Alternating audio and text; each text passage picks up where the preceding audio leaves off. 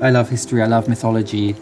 I have a real love of Italian culture and history, and I have really fond memories of when I was younger, going to Venice and stopping at the shop window of Buccellati and looking in and being really fascinated by their silver fruit and shells. It's a really elegant world and one synonymous with Italy.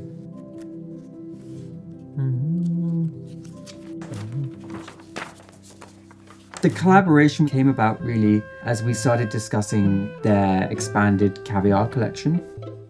We talked about developing a narrative around the collection, creating a dialogue between the brand's history and heritage and also fantasy. Very early on, I became really intrigued by the idea of telling the story of the collection, the caviar collection, and the story of caviar in Italy as a kind of fairy tale. So blending myth and imagination with the real story of caviar in Italy. I'm often inspired by mythology and folklore and legends. And so with this project, I really became fascinated with the mythology of lost underwater cities. And that became the initial kind of inspiration for the presentation.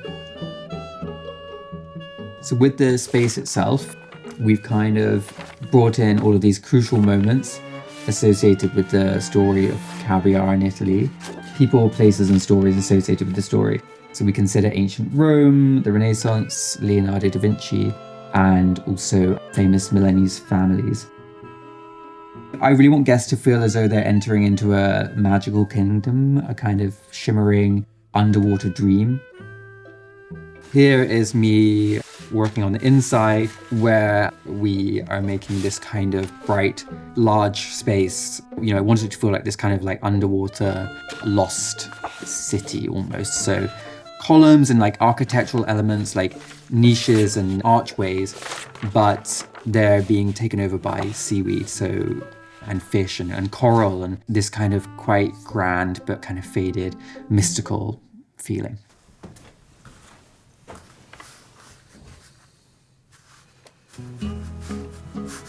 The way I kind of put a room together is similar to how I like getting dressed. It's about mixing old things with new things, playing with colors, playing with pattern, having this quite sort of approach of mixing, really. I love Venetian grotto furniture, 1920s French theatrical costumes. I like reading about magic and English folklore, but I also love the classical world.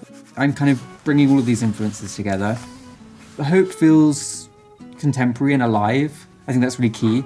Like, I love the past and I love old things, but I think that, it's not about a pastiche or being stuck in the past. I think, I want to make work that feels, alive.